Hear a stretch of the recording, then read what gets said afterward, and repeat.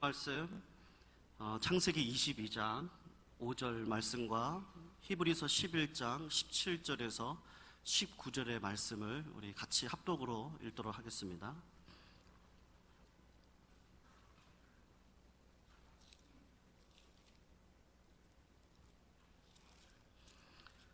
창세기 22장 5절 우리 먼저 같이 읽도록 하겠습니다. 읽겠습니다. 시작. 이에 아브라함이 사원에게 이르되 너희는 나귀와 함께 여기서 기다리라. 아이와 함께 저기 가서 경배하고 너희에게 돌아오리라. 아멘. 우리 히브리서 11장 17절입니다. 히브리서 11장 17절에서 19절 우리 같이 읽도록 하겠습니다. 시작. 아브라함은 시험을 받을 때 믿음으로 이삭을 드렸으니 저는 약속을 받은 자로 돼 그 독생자를 드렸느니라. 저에게 이미 말씀하시기를 내 자손이라 칭할 자는 이삭으로 말미암으리라 하셨으니 저가 하나님이 능히 죽은 자 가운데서 다시 살리실 줄로 생각한지라. 비유컨대 죽은 자 가운데서 도로 받은 것이니라. 아멘.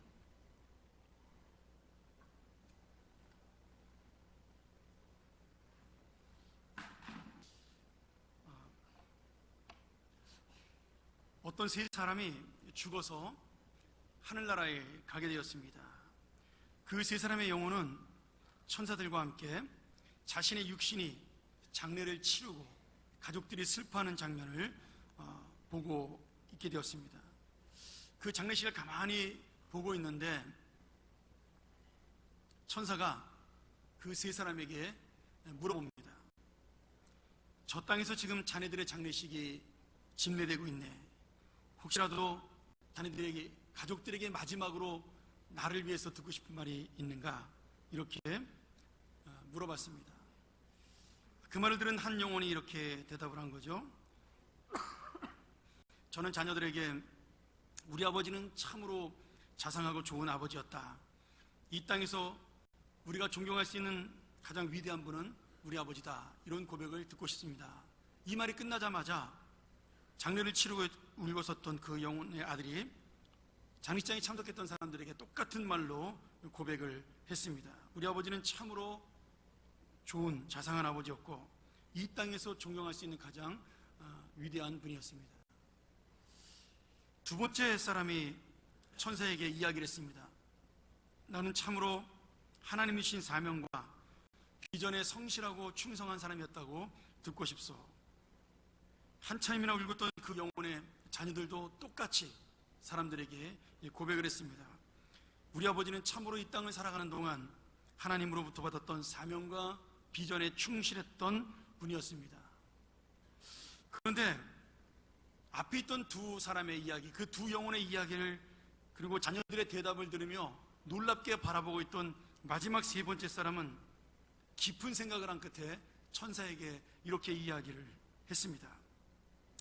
예, 제가 듣고 싶은 말은 딱 하나입니다. 이야, 죽은 우리 아버지가 살아나셨다. 우리 아버지가 움직이시네. 이 말을 듣고 싶습니다. 이렇게 이야기한 거죠. 여러분, 이 대목에서 웃어야 됩니다. 여러분, 사람들은요 부활을 믿는다고 하지만 진정한 부활이 무엇인지 잘 모르는 사람이 많습니다. 그저 육신이 다시 살고 싶은 거죠. 어쩌면 우리가 부활이라고 생각하는 믿음도 그저 내 육신이 다시 살아서 영원토록 사는 것이라고, 그 정도로 생각하고 끝나는 것이라고 믿는 사람들이 많다고 생각을 합니다. 여러분 한번 생각을 해보세요. 부활이 단지 육신이 살아나는 것으로 끝나는 것이라면 우리 인생에게 새로운 소망을 주고 새로운 생명을 주므로 이제는 예수님의 삶을 따라가야 한다는, 예수 그리스도의 동행을 해야 된다는 그 의미를 깨닫지 못하는 사람들에게 있어 부활이라는 것은 그저 이 몸이 살아나는 것에 불과한 겁니다. 또한 세상의 많은 사람들, 그 사람들이 원했던 영원히 죽지 않고 사는 그저 불사의 인생, 그것에 불과한 거죠. 여러분, 죽는다라는 것은 두렵고 무서운 일입니다. 그런데 정말 더 무서운 것은 죽지 않고 내 연약한 육신을 가진 상태로 아무 의미와 목적 없이 그저 영원히 살아가는 인생, 이것이 진짜로 두렵고 무서운 인생입니다. 아마 젊은 사람들은 잘 이해를 못하겠지만 여기 계신 우리 많은 어르신들은 오래 산다라는 것이 이렇게 연약한 몸을 가지고 내가 끝없이 살아간다라고 생각한다면 그것만큼 힘든 일이 없다라고 아마 이해를 하실 겁니다. 또 사실 실제로 많은 분들이 빨리 하나님 곁으로 가고 싶다라는 고백을 저에게 하신 분들도 꽤 있습니다. 물론 생명은 하나님께 달려있는 것이지만 여러분, 우리의 인생이라는 거 죽지 않고 그냥 육신만 이 땅에 살아나는 것이라면 부활은 우리에게 아무 의미가 없는 거죠. 그러나 오늘 이 부활 주일에 아브라함은 정말 다시 살아난다라는 것, 주님이 말씀하신 부활이 무엇인가, 그 부활의 믿음에 대해서 우리에게 마지막으로 정확하게 보여주면서 자기의 신앙을 하나님 앞에 고백하고 있는 겁니다. 자, 우리는 여러 번 아브라함이 믿음으로 이삭을 바치는 장면을 보면서 하나님께서 약속하신 것은 하나님께서 준비해 주신 은혜로 반드시 이루어진다는 사실, 우리 두 주간을 통해 배웠습니다. 아브라함이 이삭을 바쳐 제물로 드리려고 할 때 하나님이 그를 막으시고 대신 양을 준비해 놓으셔서 이삭 대신 양에게 그 양을 통해서 하나님 앞에 제물을 드릴 수 있는 그런 은혜를 주시고 이 이삭을 살리시는 약속을 지키셨죠. 그런데 하나님이 이삭을 죽이지 않고 막는 그 정도의 신앙이 아니라 아브라함은 우리가 하나님의 말씀을 볼 때 분명히 만약에 이삭이 진짜로 죽었다 하더라도 다시 살아날 것을 믿는 부활의 신앙을 가지고 있다고 확신합니다.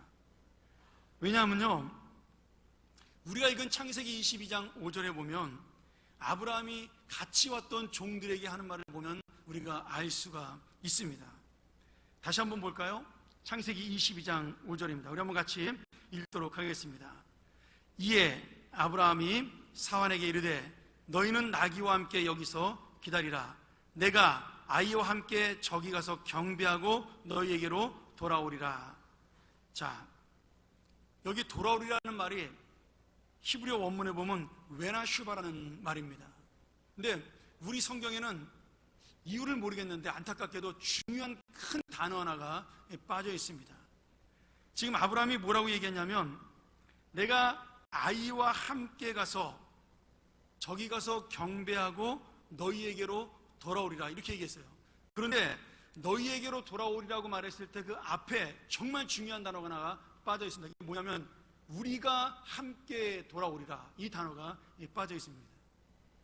자, 이 원문인 웨나슈바를 정확하게 번역한 NIV 성경에 보면 영어로 이렇게 돼 있어요. We will worship and then we will come back to you, 이렇게 돼 있습니다. 직역하면 이런 거죠. 우리가 예배를 드릴 것이다. 그리고 그런 다음에 우리는 너희들에게로 다시 돌아올 것이다, 이렇게 되어 있습니다. 지금 이 말씀을 보면 아브라함은 이삭을 제물로 드리러 가면서도 분명히 다시 우리가 돌아온다라고 말함으로 인해서 이삭이 살아서 돌아올 것을 지금 믿음으로 말씀하고 있는 겁니다. 그저 이게 그냥 자기 종들을 안심시키려고 하는 말이 아니라는 거예요. 우리가 가서 우리가 돌아오리라. 그러니 아브라함 마음속에는 이삭이 죽어도 하나님께서 다시 살리실 것을 확신하는 믿음이 있었다라는 겁니다. 분명히 이 말씀 창세기 22장 5절을 근거로 히브리서 기자는 우리가 읽었던 히브리서 11장 17절, 18절, 19절을 이야기하면서 마지막에 19절에 이렇게 이야기를 합니다. 우리가 아까 읽었지만 이번에는 세 번역으로 조금 더 쉽고 정확하게 한번 보도록 하죠. 우리 화면을 보면서 세 번역으로 11장 19절을 한번, 히브리서 11장 19절을 같이 볼까요? 자, 시작. 아브라함은 하나님께서 이삭을 죽은 사람들 가운데서도 되살리실 수 있다고 생각하였습니다. 그러므로 비유하건대 아브라함이 이삭을 죽은 사람들 가운데서 되받은 것입니다. 여러분, 지금 하나님께서 이삭을 죽은 사람들 가운데 다시 살리실 수 있다고 아브라함은 믿었다라는 거예요. 여기 생각했다는 단어가 믿었다라는 단어와 똑같은 의미입니다. 그래서 아브라함은 이삭이 죽었다 하더라도 그 수많은 죽은 사람들 가운데 이삭 하나만큼은 다시 나에게 살아서 돌아올 것이라고 믿었다라는 이야기입니다. 여러분, 이게 얼마나 놀라운 이야기예요. 여러분, 그 당시 아브라함 시대는 부활의 신앙이라는 거 꿈도 꾸지 못하던 시대입니다. 사람이 죽었다가 다시 살아난다는 것은요, 있을 수 없는 이야기였어요. 단 한 번도 그런 사람이 있지도 않았습니다. 근데 아브라함은 지금 하나님의 약속, 다시 말하면 너의 아들 이삭을 통해서 내가 하늘의 별처럼 바다의 모래처럼 많은 후손들을 너에게 주는 약속을 믿었기 때문에 그 이삭을 내가 죽인다 하더라도 하나님은 살리실 것을 믿었다라는 말씀입니다. 아브라함이 이삭을 바치라는 하나님 말씀에 순종해서 모리아산으로 떠났던 3일 길, 여러분, 그 시간 동안 아브라함의 마음이 어땠을까요? 아마 아브라함 인생이 가장 어둡고 길고 힘들었던 침묵의 시간이었을 것입니다. 어쩌면 하나님께서 이런 무리한 명령을 내리신 이유를 아브라함에게 말씀하시지 않으셨기 때문에, 설명하지 않으셨기 때문에 아마도 아브라함은 그 가는 도중에 수도 없이 마음속으로 여러 가지 생각을 했을 것입니다. 정말 하나님은 나의 하나님이 맞는가? 이 하나님이 나를 지금까지 인도하신 하나님은 맞는가? 하나님은 정말 나를 사랑하는 것이 맞을까? 아마도 그런 고민을 하면서 이 3일 길을 걸어 그 아들을 제물로 드릴 모리아산까지 갔을 것입니다.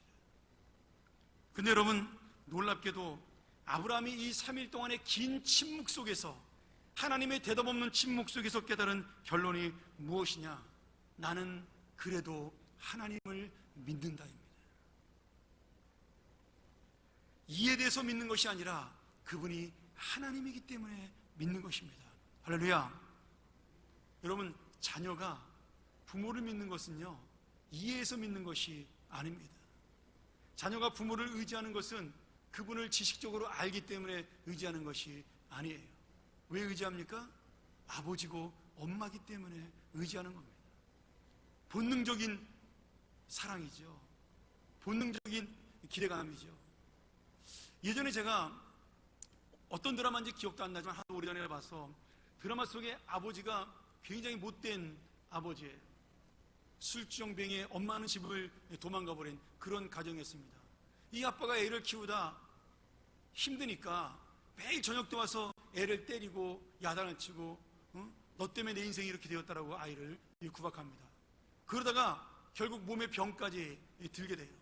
그래서 자기가 도저히 아이를 건사할 수가 없으니까 그 아이에게 이렇게 이야기합니다. 내가 도저히 너를 더 이상 키울 수가 없으니까 이제는 네가 너를 키울 수 있는 고아원으로 떠나라. 내가 고아원에 데려다 주마. 이렇게 이야기를 해요. 그랬더니 그 아이가 자기를 매일 두들겨 패던 아빠, 술만 마시고 가정도 돌보지 않는 아빠임에도 불구하고 그 아빠의 바지를 붙잡고 사정을 합니다. 아빠, 제가 아빠한테 잘할게요. 저 고아원에만 보내지 마세요. 아빠랑 살게 해주세요. 먹을 거 안 줘도 괜찮고요. 아빠 때려도 괜찮아요. 그러니까 아빠하고만 살게 해주세요. 그렇게 울부짖으며 아빠에게 매달리는 모습을 볼 수가 있었습니다. 여러분, 그 아이가 그렇게 못된 아빠, 나쁜 아빠를 붙잡는 이유가 무엇일까요? 아버지이기 때문입니다. 그것이 바로 사랑이에요. 그것이 바로 하나님의 은혜입니다. 아브라함은 하나님의 명령을 이해할 수가 없어요.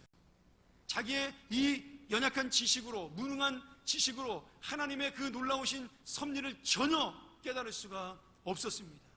그럼에도 불구하고 아브라함은 그분이 하나님이기 때문에 믿었으며, 그분이 하나님이기 때문에 순종했으며, 그분이 자기를 인도해 주셨던 아버지이기에 그분의 말씀 앞에 엎드릴 수밖에 없었습니다.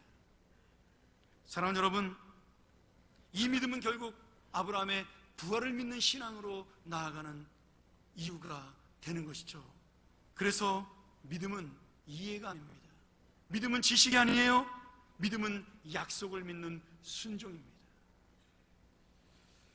오늘 여러분, 우리에게 임한 하나님의 침묵, 하나님의 설명 없으신 그 어두움 가운데 있는 아픔과 고통, 그 모든 것들도 마찬가지입니다. 우리를 버리시고 방관하시고 외면하시는 침묵이 아니라 지금 나를 위해 준비하시는 침묵, 나를 위해 기다리시는 기다림입니다. 제가 금요일에 잠깐 설명을 드렸죠. 요나가 물고기 뱃속에서 3일 동안 어둠의 깊은 가운데 있을 때 주님은 침묵하셨습니다. 욥이 재산과 자녀와 건강을 모두 잃은 그 고통 가운데, 친구들의 비난을 받는 가운데도 주님은 대답하지 않으셨습니다. 나사로가 죽어 4일이 지나 그 몸이 썩어 들어가는 그 상황에도 예수님은 오시지 않았습니다. 그러나 여러분, 이 모든 침묵은 우리를 외면하는 침묵이 아니라 그들에게 새로운 인생, 새로운 기회, 새로운 소망을 주시기 위한 하나님의 준비의 기간이요 기다림입니다. 요나는 물고기 뱃속에서 나와 새로운 사명자에게 오직 구원은 여호와께로 나온다는 사실을 고백하며 그 사명자의 길로 떠나갔고, 욥은 그 고난 가운데 내가 보지 못했던 하나님을 보게 되었노라고 믿음의 고백을 하게 되었고, 나사로는 부활하여 주님의 영광을 드러내는 자가 되었고, 죽으셨던 예수 그리스도도 3일 만에 부활하여 그 하나님의 침묵 가운데 부활하신 예수님은 세상의 역사를 바꾸는 위대한 구세주가 되신 겁니다. 오늘 하나님의 침묵은 새로운 인생의 계획을 아름답게 만드시는 주님의 준비 기간입니다. 우리의 어려운 상황에도 침묵하시는 하나님은 부활을 위해 준비하고 기다리는 하나님입니다.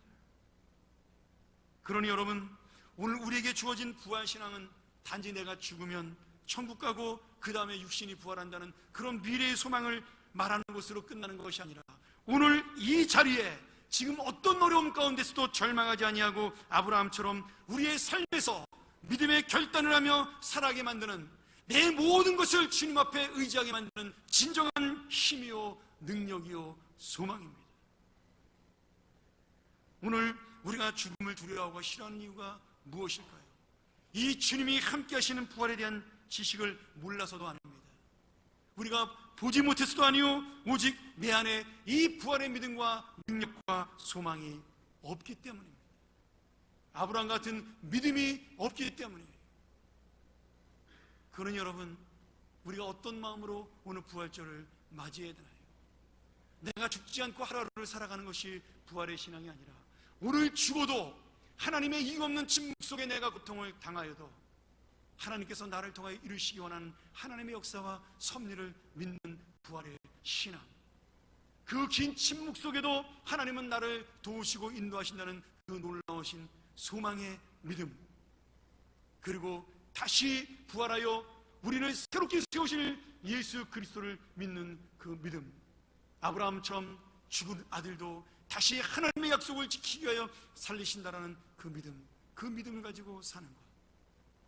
그래서 오늘 역사적으로 부활하신 그 예수님, 육신으로 부활하신 그 예수님이 오늘 나와 함께 이 땅을 향하여 함께 걸어가고 있다는 사실을 믿으며 그 주님의 길을 따르는 그런 놀라운 신앙의 길, 이것이 바로 오늘 우리에게 주시는 진정한 부활의 믿음입니다.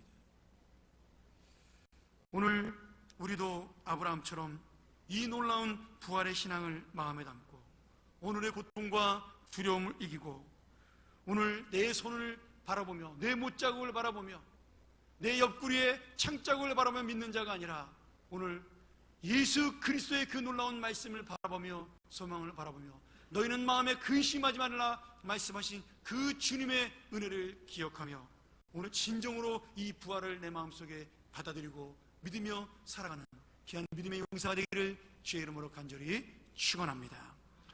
기도하겠습니다.